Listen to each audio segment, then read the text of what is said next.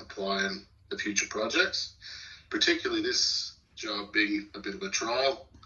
There's a lot to learn from this one, so we wanted to grab it while it's fresh in everybody's mind. So today, because it is about constructive feedback and identifying lessons, I want to just remind everybody to be respectful and provide that feedback. And on the other side, if there's something you personally were involved in, and if it, please accept it as constructive as well. Because we're not out to attack anybody or place blame. We're about to do better on the next job. So I've come up with a bit of an agenda for today that we'll go through. And so we'll kick off. So I wasn't deeply involved with the execution of the project. So John, would you just speak to how it was delivered? Yeah. I'm pretty much focusing on results. Like, how did we go? Follow schedule and schedule went very well. We finished ahead of schedule. I was very happy with that. Overall, in the project, I'll just give a bit of an overall spiel first. I was very happy with the way the project went. I was very happy with Olex as a company. Very easy to deal with. We had a couple of minor administration safety issues that were dealt with straight away that didn't hold up the project at all. Overall, I thought the project went very, very well. At one stage, we were looking like changing the scope. The silt went over by about 4,000 or 5,000 cubes, I think, from memory. We resurveyed. We looked like we were going to reduce scope a bit, so not bring the bank in 7 metres. We were going to reduce it to around 6. We worked with Dwayne. He done his numbers and believed we could still deliver the full scope within budget, which we done. So that was very much appreciated.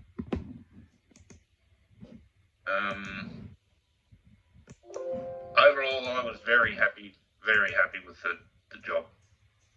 I would say probably my only comment we could have, this is not at anyone because we're all in this, we could have had the plans a bit earlier perhaps and just been a bit earlier on the procurement stage. And yeah, I've got specific sections to talk about that, but I agree with you, John. So I think a lot of that comes down to the roles and responsibilities. Yep. So I said this is probably the biggest,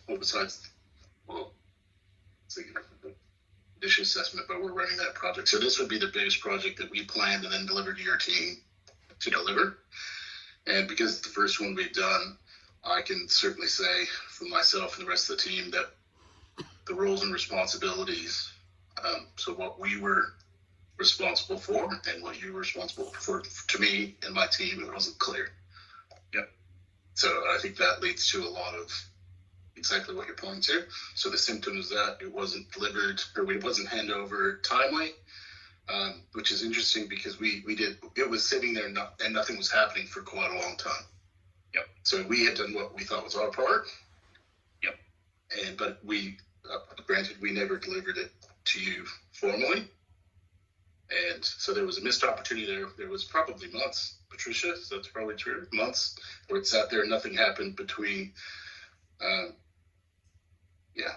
when we did the planning stage and we handed it over. So learned is thankfully capturing some actions for us and some note taking for us. And we'll move on.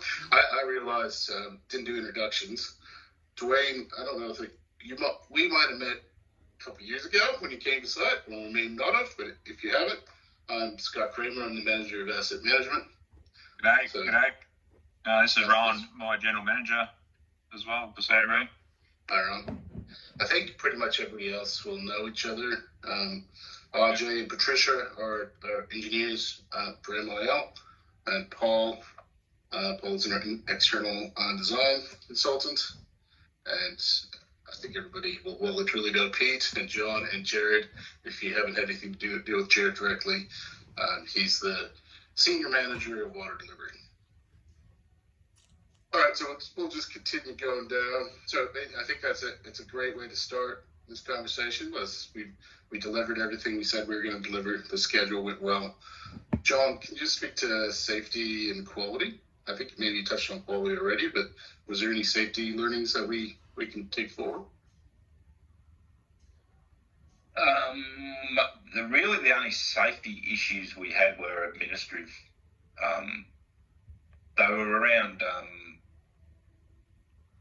VOCs where Dwayne had VOCs in place, but they just didn't meet the MIL requirements of what we require for a VOC. So I guess we probably need to relay that more in our contractor meetings before work start. Once again, they were dealt with very quickly. I think Dwayne had his own Cert 4 trainer. The guys were VOC'd and we continued on. So, yeah, I think we've taken a lesson from that too, that moving forwards, you guys have got the highest standard for VOCs, and we just adapted that into our company now. That's just what it is moving forwards for everyone. It's the top of the food chain, really, the VOCs, isn't it, for MIL? So we brought that in. That's what we have to deliver now every time. That sort of standard. Yep. So around quality, I guess one thing I noted, and to be fair, I haven't looked at the detail in the plan yet. I thought some of the rock on site was a bit large for the job, I thought. Noted Dwayne did bring some smaller rock in to tie in with that bigger rock, but I don't believe we need that big rock on a site like that where there's no regulators. I think the 225 would have been fine to knit into the site. So is that a variation from the design? What was design spec? That's what I just said, mate. I'll have to go back through the design. To be fair, I haven't had time to look at the detail of the rock on the design. Yeah, I think it was around that 225 to 300 to 400 sort of stuff. I can't remember either, but when we went to the quarry and I seen the 225 stuff there, and I felt myself it might be a little bit too small for the wash on that bend. And Berrigan Quarry said, the bigger stuff that we got is what MIL used a fair bit. So I said, let's just get that, and then we'll get some 225s to fill the voids and make what we made up, sort of thing. But yeah.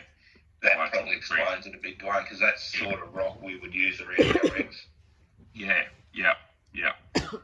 So, yeah, it's probably... I didn't check the proper sieve size of all that sort of rock, but it was more of like constructability. I thought that might be a little bit better on it, just to worry about the water washing on that bend. But that material that was behind it is just not really probably a really good material that's going to take water. It'll be okay, but yeah. Probably right. We'd probably look at the rock next time a bit better, maybe, and even go to the quarry to make up a special blend for some sort of things, you know. Yeah, that's a good point. Maybe that is an outcome for this. Maybe we just relook at the rock then, if specify exactly what we need and have it made at the quarry. Yep. Yeah, that sounds like a good outcome. So if it is I don't know if it is. Let's assume it was a variation to design, just for the sake of sort of probing this a bit. Do we have a process in place? Because this happens all the time, right? You don't have specifically, well, it happens sometimes. You don't have specifically what the design calls for. So do we have a process in place for a quick turnaround from the engineer to say, hey, this material is not available, but this one is? Is that something we can use? Do we have anything like that, Joe? We use site instructions for variations. But as far as going out of scope of the plan, I guess we would have to go back to the engineers to do that. That's not a call I'd make. Yep.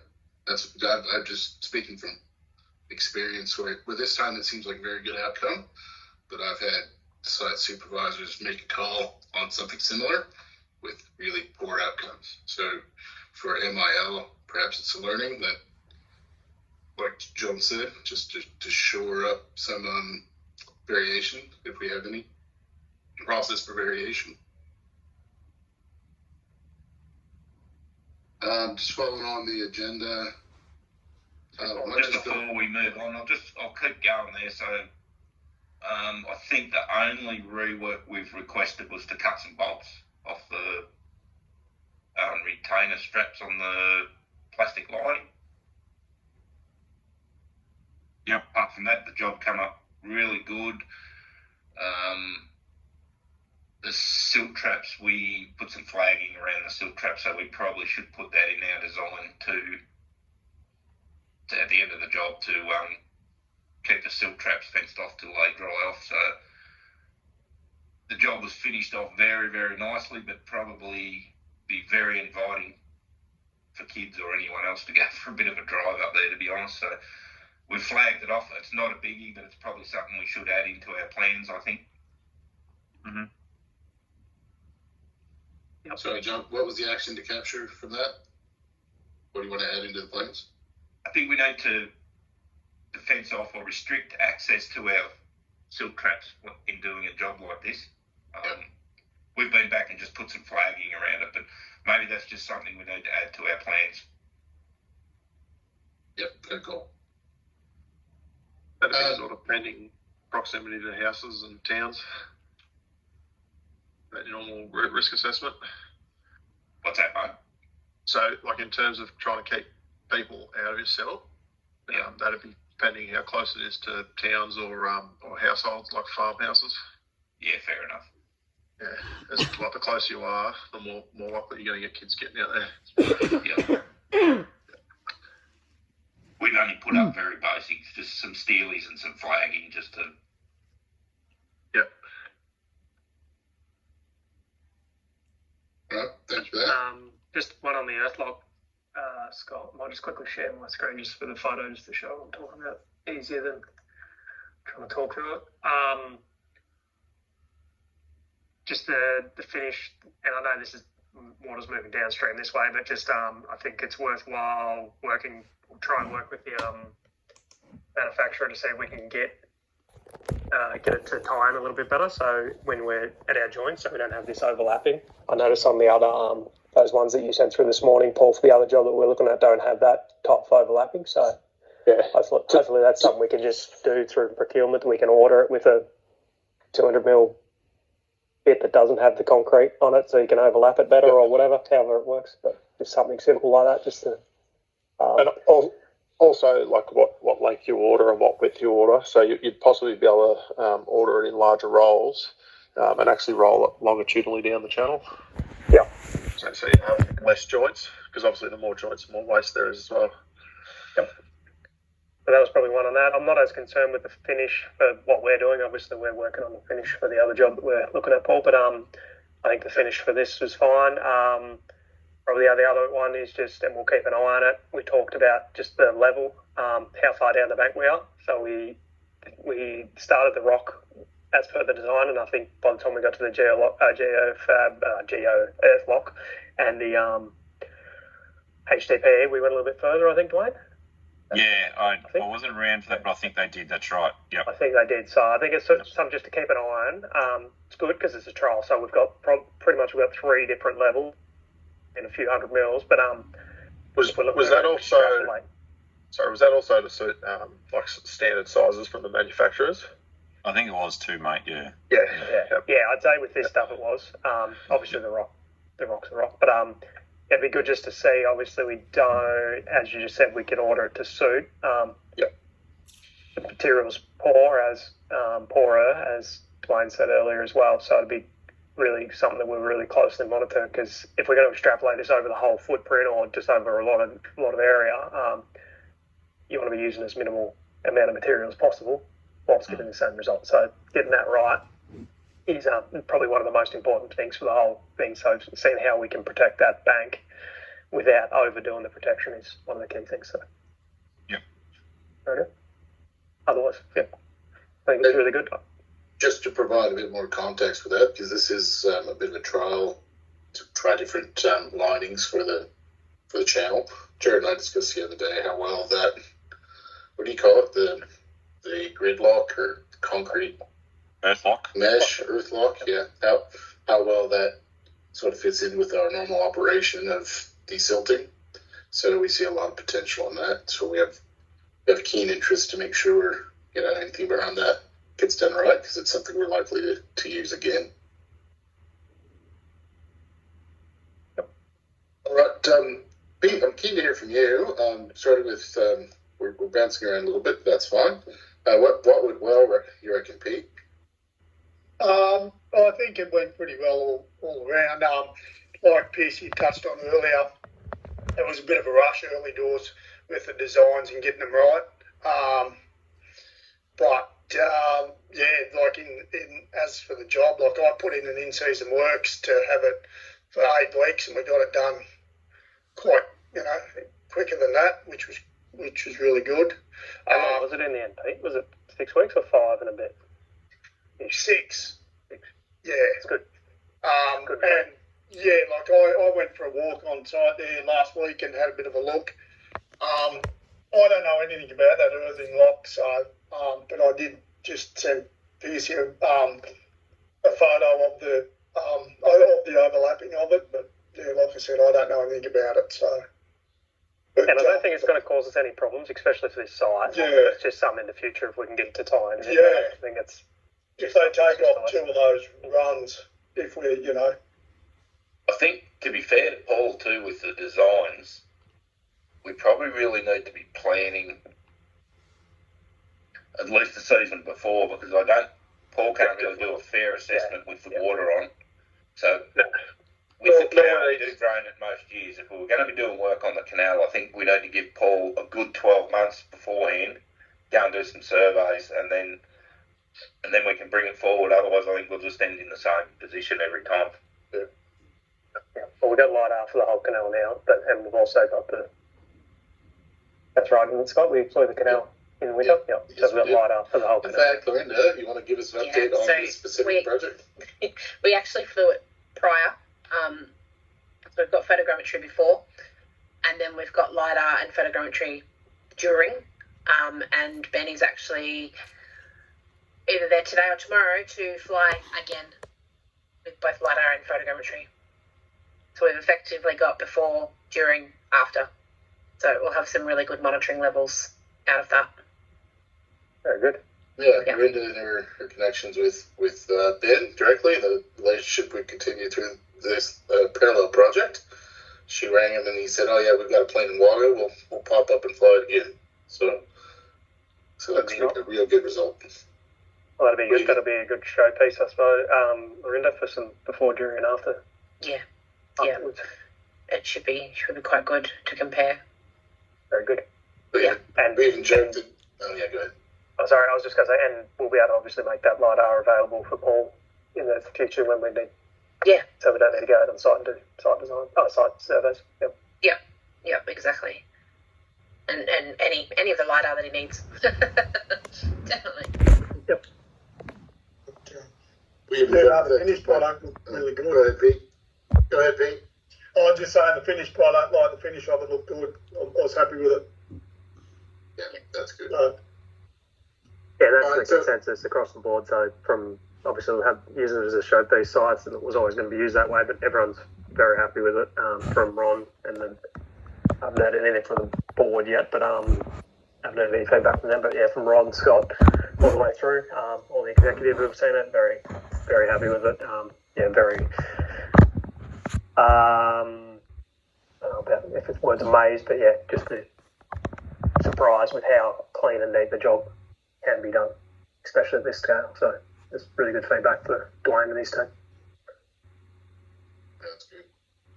So just to touch on your comment, John, about doing planning the year before, that's how I like to do all projects. So with finance and project development and construction, the way I prefer it, it works much better to do, your planning the year before, financial year before, than you deliver it. So we're not there. It takes a few years to get to that, but that's certainly the intention, and that's what that's what our team will be working towards to make sure all the plans are ready, and the procurement and everything else. So when we go to deliver the project, there's no last minute rush to procure a different material or procure in general, or any design fixes. But take that one on board, John. I entirely agree with you, and we'll work towards that. Awesome, mate. That'll make me a happy man. Yeah.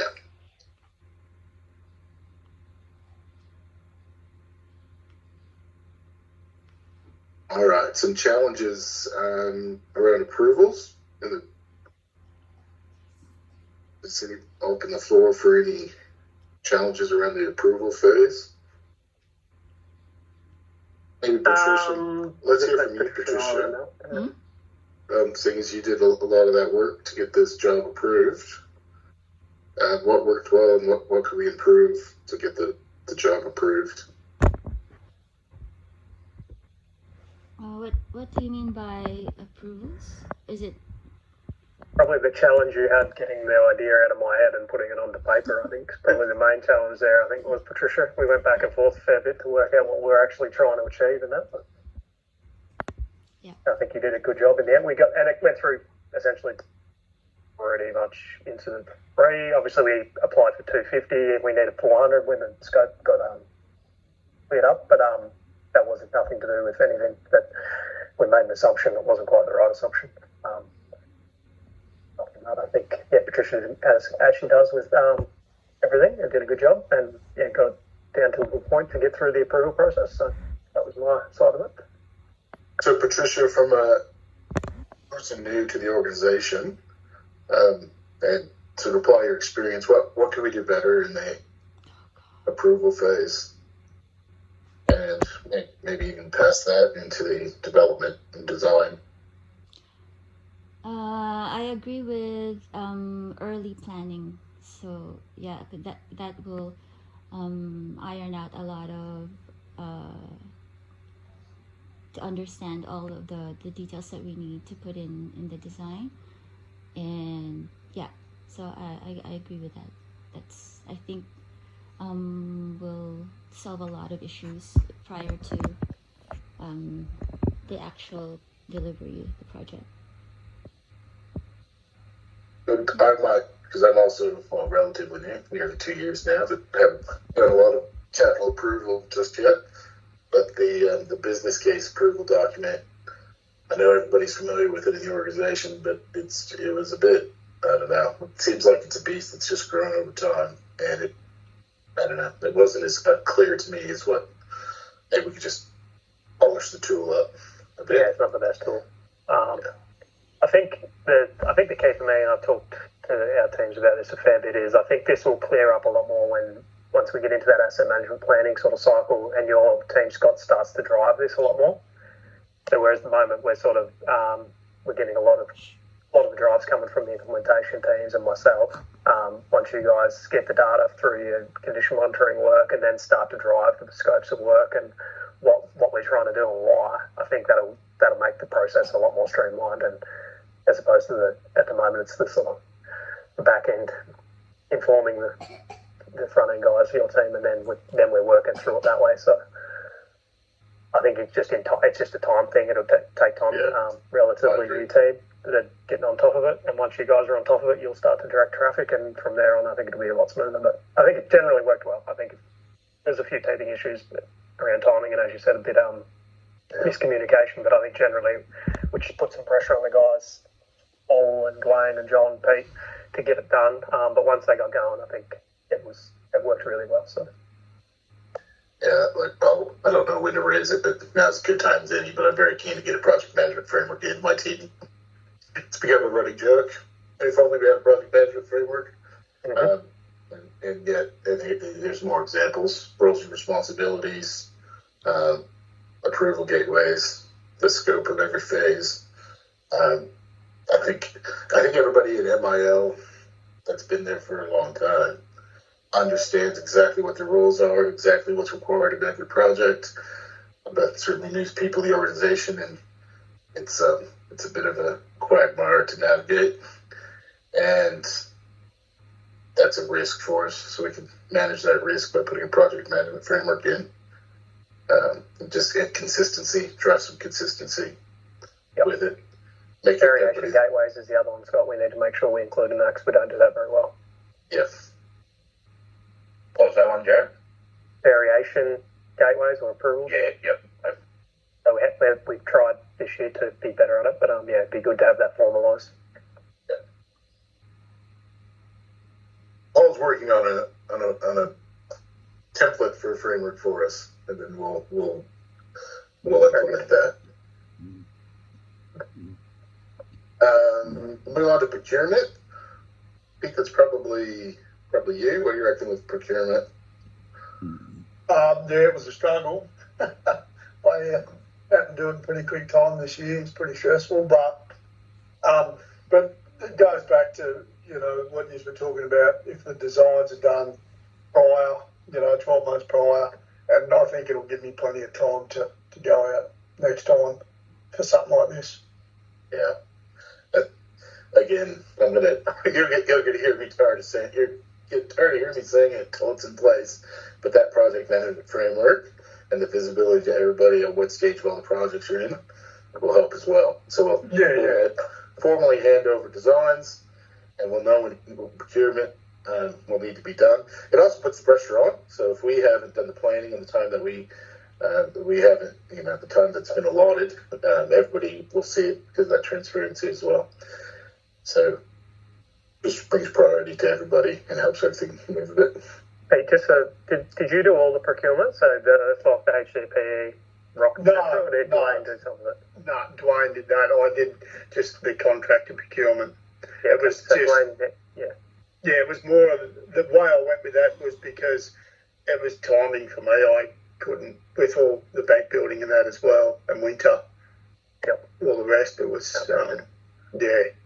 That's right. So probably the question for you, Dwayne, is how'd you go with the procurement side of things for the materials you had to get, and would you prefer that, say, if we got materials, would you prefer if they were issued or whether you get them yourself?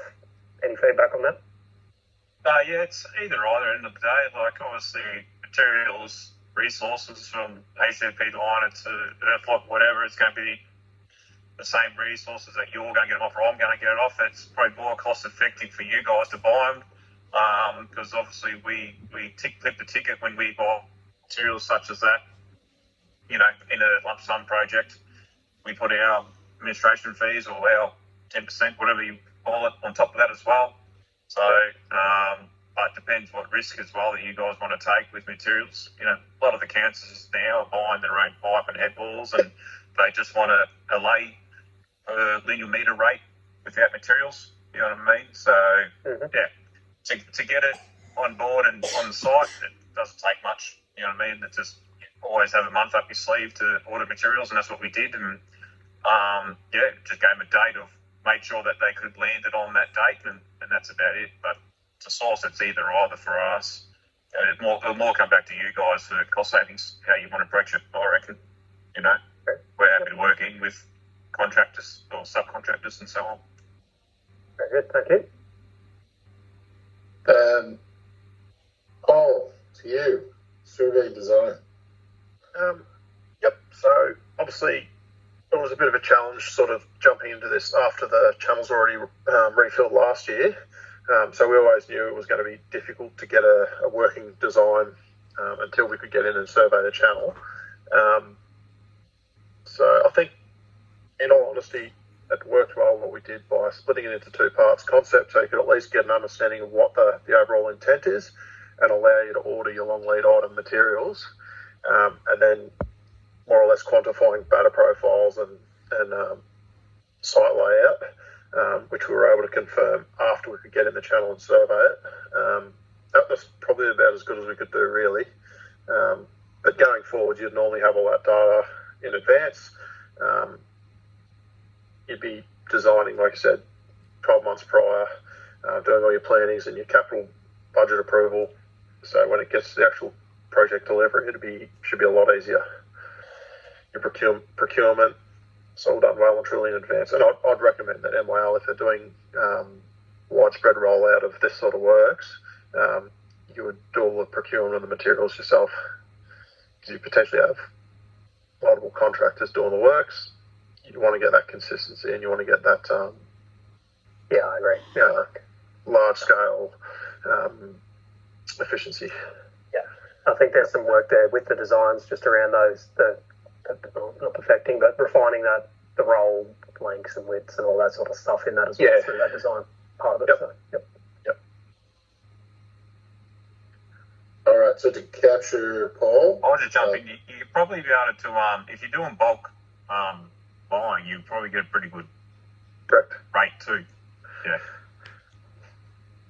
Not normally in the past on bigger projects where they've done programs of works where they're rolling out widespread batter or channel lining. Usually the irrigation supplier would probably, although normally supply the materials. Yeah. Yep, good. So, and we do that for, say, our bridge project programs and that sort of stuff. So it's not, and that's what people are saying. People would usually do it. Peter or Dave would usually do it through John. But we're just a bit time short this time, so it worked well with Dwayne coming in and helping out. But yeah, that's trial was fine. But yeah, bigger scale stuff, we'd preferably get it on top of it and get in front of it and do it ourselves, ready ourselves. Yeah. all right, so we've captured about material procurement. Can you just highlight, Paul, any other, to summarize what you already said, maybe, and a couple actions? Mostly around timing, the challenges of survey around timing and design. Yeah. Is that the biggest takeaway? And I think given the scenario, how this program rolled out with the timing, like this would reflect our typical design process. Yeah, good. Construction. Sorry, just one more question, quick one for design. Do you think, and it's a specific question, on that earth lock, what do you think the pinning and that's, and question for you too as well, Dwayne, whether we've over-designed the pinning requirements for what we've done out there, or do you think that's about right, or we'll keep an eye on it obviously, but what's your feel on that? For me personally, we had the manufacturer of Earthlock, the owner, the director, come down of the day of laying, and he wanted us to help us to get it in because I think MIL have been talking to him in the past about potential of a lot of that work, so he wanted to be there himself. So as far as I know, I wasn't there when the day of laying, but I've had no feedback, good or bad, is that it's overpinned or it's over-designed, not that. So I think it's fine. I'd rather more pins than anything really to hold it there, you know what I mean? So that's my opinion. Yeah, that's good. I didn't realise that they'd been down, so that's good to hear. Yep. From my perspective, like we're not dealing with steep gradients. It basically anchors itself under its own self weight. So you've got the key trench at the top, locking it in. The pins to me probably aren't. They're probably just providing a bit of reassurance more than anything. I don't think they're critical. That's something we can keep an eye on. If you're installing it around regulator structures where you've got higher velocities, then you probably need to consider it. Or if there's like steeper gradients, but when you've got a 2-to-1 batter, it's not critical, I don't think. Right. So we might put that as an action to review that with the roll widths and lengths as well, because it might, with the amount of joins and that I think we had on that side, I think it was probably okay. As Dwayne said, it's probably appropriate. But yeah, if we can get those longer runs and stuff like that, it might not need quite as much pinning. Yep. Very good. Thank you. Construction challenges, probably for you, Dwayne, or John and Pete. So probably, if I just go back one step, just touching base on the design where we did make minor changes, and I know there was a bit of discussion before about rock size.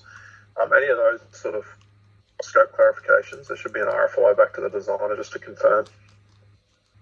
Yep. But I know we definitely provided some advice and guidance along the way, but I don't remember any questions about the size of the rock, rock rating, that sort of stuff.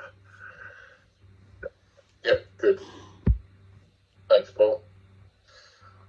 Dwayne, any construction challenges? Construction challenges, obviously weather. We're very lucky. I think there's always a major thing is weather this time of year or for doing winter works. I think always have a plan B of what you're going to do rain delays and so on. The soil was very silty and sandy, obviously, Sandhills crossing. So might have to look at for a harder bank, or better action would be to maybe stabilise that material before the last 300 mil that goes back into the bank, or there is some sort of material, liquid stuff out there we've used before. I can't think of the name, that you can mix it in and stiffens everything up. But if you're using the matting and the matting works off this trial site, whatever, that could be fine too, you know what I mean? So it'd be good to see in 12 months when the water goes back down how that material has held up, to worry about that at the next time. But no, we were pretty happy with the construction side of things. Obviously, weather and the material was our biggest concerns, but we got through it. Can you just give us a quick rundown on your construction methodology, Dwayne? Because I think there's a fair bit of, it's a little bit different to how we would usually do it, but I think it was quite innovative, I suppose, and probably not from your side of things, but from our side of things, I suppose. Yep. No, so basically, once we degrubbed, we worked out where that we try and source material locally as close as we can to the site. We had 37-ton excavator, 30-ton excavator, and 3 moxies. We started off with 2 moxies, but we brought another one in because we felt like we're falling behind a bit with cubic metres per hour that we're getting out. Once we located the source, we dug a silt trench. So once we got down into the hole, we stockpiled a lot of silt with the dozer, made a bit of a hole, started stockpiling silt into a silt trench. That material that we dug out just stayed there for a while until we got down into the floor. Once we got down in the floor, as we were digging out silt, we'll bring in clay back in, so the trucks are always backloading to create a floor to get them on there, because it was still very soft. So a 30-ton moxie fully loaded, we're looking going to get on the floor rutting or getting bogged. So we had basically a metre of fill on the floor as we'll one load in, one load out, so to speak, and straight to silt trench. So they kept them basically, the moxies were continuously loaded nearly at all times. You know, maybe not all 3 of them, but at least 2 were always loaded with silt or with silt bringing back in. Once we got all the silt out, then it was just basically coring trenches out and, using that material to start building a bank with the dozer. Put in thin layers, track rolling with the dozer. The dozer's about 26 tonne, 27 tonne. The moisture was fine with it. We didn't need a water card to bolt up in your hand, fine. Just thin layers and then start building with GPS, basically, to design up in layers and lock it all in. Very good. You probably won't have any answer for this one, but just a rough feel. Say if you had to extend the cartage, so pretty much you could get your material you were dumping and picking it up within 100 metres or very close. Say if that went to, say, a kilometre, what would that have had, say, from a time and a schedule and probably a cost impact, do you reckon? Roughly, it would have definitely changed it.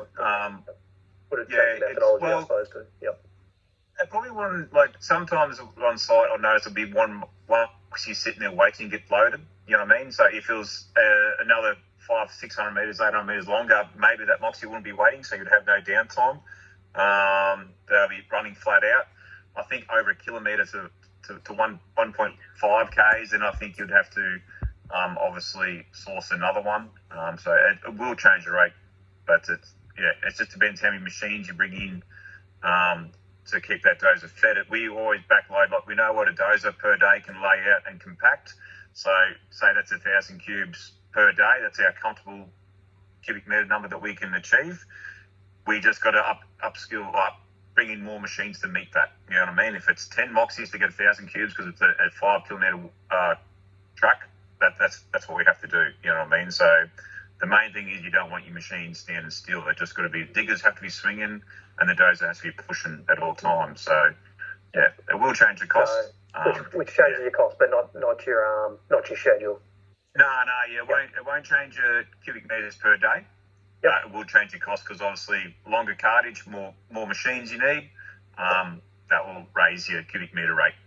You know, very good. It might be only 40 cents, 50 cents a cubic metre or $1 cubic metre. It just depends, you know what I mean, how far you have to go, sort of thing. Yep.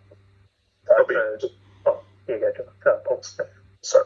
Just to build on that, when you're doing your actual planning, it would be good to include in your initial assessment where suitable material locations are. So you treat it like any other bank building project where you'd want to know roughly where your borrow site's going to be and be passing that info on to the contractors at the time of tendering. Yep. I think it wouldn't hurt to go and do some test holes through the summer too. If you got another location, maybe get out a digger and dig down and just see what the material's like before you put that in place.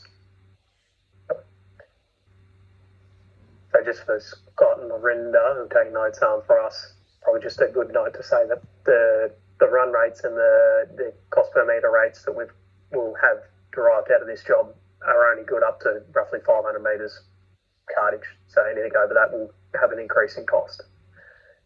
Even though we weren't quite up to 500 metres this time, but pretty much from what Dwayne said there, we could go up to about that without it increasing the cost significantly amongst everything, or increasing costs. So.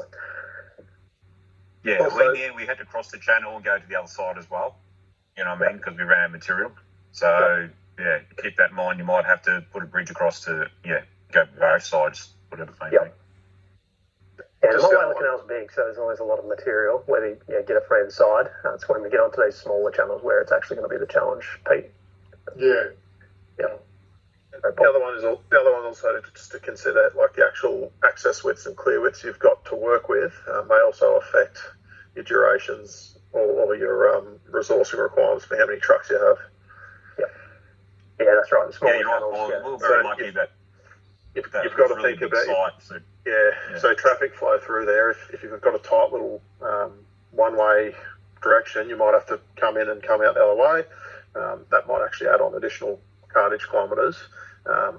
So you can't just work off as the crow flies. You've got to also consider the traffic flow through the site. Yeah. And we made a temp road down on the we made a temp road down on that right beside existing road to run the Moxies up through there. So a bit of innovation like that. You probably one-way traffic in the big loop to keep flowing is the one big thing. As part of your estimating when you're putting your capital programs together, Jared, you just need to consider each site because that will definitely impact the cost. No, I agree. And trying to give some, and I see Lorinda furiously writing down notes, so which is good. So for the asset management team, these are the types of things that aren't as experienced in yet. So these are the types of things I wanted to go through just to get that feedback from experienced guys like yourselves. There's more than all sites aren't the same. Every site's going to be different. Access, all those sorts of things. So Pete's obviously got a good handle on that as well. But good for Patricia and RJ, Lorinda and Scott to hear that. So very good, thank you.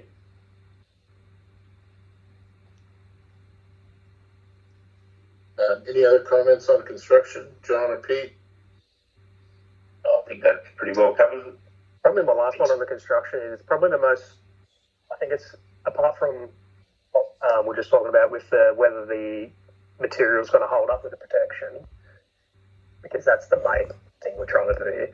The second one is actually the construction methodology. Because that's where the costs are. So that's if we get it right, that's where the cost savings can be. But if we get it wrong, that's where the costs will blow out. So they're the two main things. There's a whole heap of obviously proofread things, but they're the two main things. Either the solution does or doesn't work, and secondly, whether we can or can't do it cost effectively. In my mind, they're the two things we need to focus on as the main things, I suppose. And probably if you are going to go rock beaching is access for truck and dogs, highway trucks to get in for dumping, especially through winter, through drains. And again, we build temp roads and everything to get access up to the top. Because if we didn't and that dump down the bottom, there's no way we've got up. So keep that in mind. Yep. And public roads too. If we have to go on public roads, we've got to clean them and maintain them and all that sort of stuff as well. So it was, we're lucky that this big site, you could run your Moxies around and we're essentially on MIL. Probably didn't have to worry about it too much. If you have to cross that road or anything like that, you've got to have traffic management, you've got to keep it clean, make sure there's no mud on it, all that sort of stuff.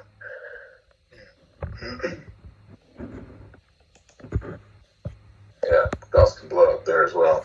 There's lots of little things that can, especially in the construction methodology space, that can blow everything out of proportion. If you have to drive silt across the road, that can absolutely kill your job. Yeah. So the last section we've got there is communication and coordination.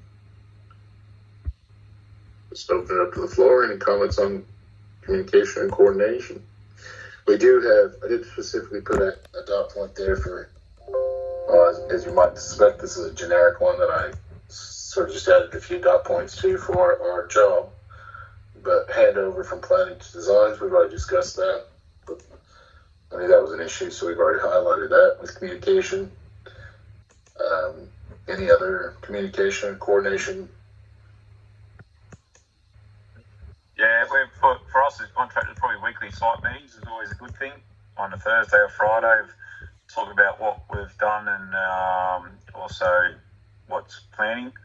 But apart from that, we dealt with Pete and John a fair bit. Even Paul, it was great. They were on the phone straight away, helping out with ideas and yes and no's, and getting back to me with things. And that, as a contractor, we had no really problems with it. But I reckon weekly site meetings would be a good one, just to cover all bases, really. Yeah, good. From my perspective, there was no surprises. Everything was, as Dwayne just said, everything came through in a timely fashion. So we were obviously early on working through variations and stuff like that. So it all came through at the right time, and it was all done beforehand, that sort of stuff, which is what I need and expect. So that was really, I think it worked really well. So once we got the job in front of the guys, between John, Paul, Pete, Wayne and his team, I think they've done a really good job to get it to work, and that happened because of clear communication and coordination through the group. So we wouldn't be talking about this. It would still be out there working if we didn't get that right. That's from my level anyway. From my perspective, it was all done well also. Like I said, it wasn't directly involved with construction, but there was plenty of information flowing, so we knew what was going on. Talked to John a few times about potential variations. From my perspective, that part was done quite well. I might just go around the room for any final thoughts before we close out. John, any final thoughts from you? Overall, I'm quite impressed with the way the job went. Just on communication, I thought the communication with Alex and Dwayne and his guys was excellent. The issues we come up against, there wasn't a lot, I suppose, but the stuff we did have to deal with, the communication lines flowed quite well as far as I'm concerned. And I do agree, I think that weekly meeting would be a good idea. Yeah, good. Thanks, John. Paul? Yeah, overall, pretty happy with how it's come up, to be honest.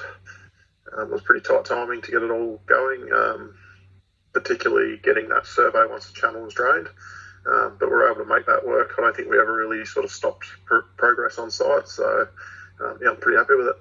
It looks like it's pretty good products. Like the finish is pretty good. Yeah, thanks, Paul. Jared? Just to wrap up to say, I think everyone did a really good job. Obviously it was quite tight at the start, just the way it rolled out. But once we got going, everyone made it work, and I think everyone, it was credit to you all to get it done within that 6 weeks when we thought it might have been out to 8. And the quality's really good. And I think we've got it to the finish is really good as well. I think we've got the trial that we need. I think it's the right spot. Everyone's seen it. It was within our budget. It was a good budgeted cost. It was a big job. Really expose what we are capable of and what we need to do on the canal and that sort of stuff. So I think it's really ticked all the boxes, and it's a credit to you all for getting it done. So well done. Should be very proud. Thanks, Jared. Thanks, Jared. Dwayne? Well, I agree with everyone else. I think overall we've covered everything. Great team to work with from MIL. Again, it was a great project and was very pressure and right on the main road, but we like that sort of stuff. So 5 under pressure. So yeah, no, we're wrapped. Plenty more to come, hopefully. Right? Oh yeah. Well, that is the point of to demonstrate what we need to do and understand the condition of our assets and put long-term plans to put that forward. So yeah, we have every intention of doing more work. But Miranda, from you? No, I think everyone's pretty well summed it up. I think. Great, thanks, Miranda. Patricia Miranda probably thinks we talk too much. Yeah, definitely. I'm getting cramps in my hands. Come on. There was a comment from Miranda that 15 minutes should do instead of 90. I said 30 to 45. I did not say 15. I said 30 to 45.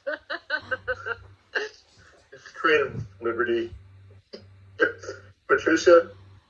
Yeah, it was very interesting to be involved in a project like this for the first time at MAL. So it was a huge learning curve as well on my part. So it's a lot of learning to be involved in a project like this. So hopefully it'll be better next time that we do this. Looking forward to the outcomes of this trial. Great. Thanks, Patricia. Ajay? Oh, can't hear you, Ajay. Maybe your microphone? Yeah, can you hear me now? Yes. Yeah, it's good to hear the project went well, and it's great learning experience for hearing all the feedback and comments from all of them. So it's good. Thanks, Jay. Pete? Yeah, I think now that you look back at it, it went pretty good. It would have been, we were lucky that we're dealing with Alex. It would have been, they could have just backed out and said no and made things hard, for me, but they made life easy. It was really good. And John as well, helping. I think all in all it went really well and looks good. Yeah. All right. Thanks, Just Pete. one more from me, Scott. Dwayne, if you could just relay a message to your team from MIL. I went to site several times. I was quite impressed with the way the guys work. Almost watching those machines, it was almost like poetry, I think they've done a really good job, and it'd be great if you could pass that on. No, we will, mate. We'll have a toolbox with them, with the whole crew, and we'll let them know that you guys are out with it, and we'll go from there. I've seen that video footage of Big Dave on there on LinkedIn yesterday, so it was pretty impressive, actually, that footage. It looks really good. So definitely pass it on. Yeah, it was. And they were very approachable too, so I went multiple times as well. And each time I had somebody come up and talk to me, and they were quite approachable and very welcoming and that sort of stuff, and happy to have a chat and just talk about things. So it was really good. That's good. No, I guess at the end of the day, we can do whatever we like, but without those guys, nothing happens. No, they're a good team, that's for sure. All right. From here, we're going to put together an action list that Miranda's been frantically documenting. And just another thank you from me to close out, that we will take these learnings and apply them to future jobs and embed them in I'm big on systems and processes. So we'll embed these learnings into a systemic approach so it ensures that they're applied across all of our projects.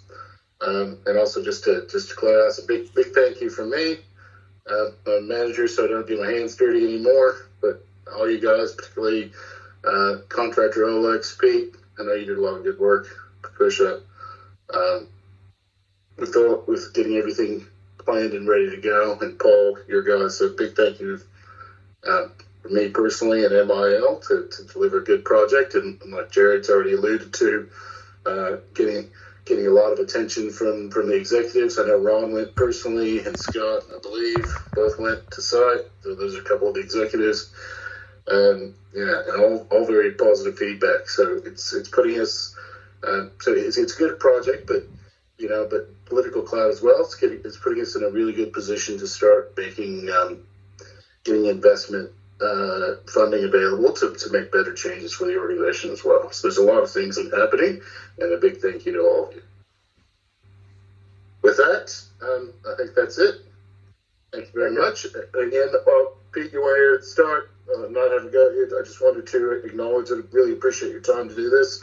To me, it's really important. Okay.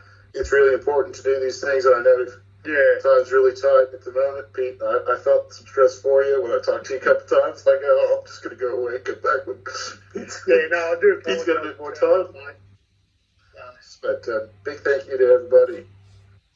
Thank you. Bye. Bye. Thanks, guys. Cheers, bye. Catch you later.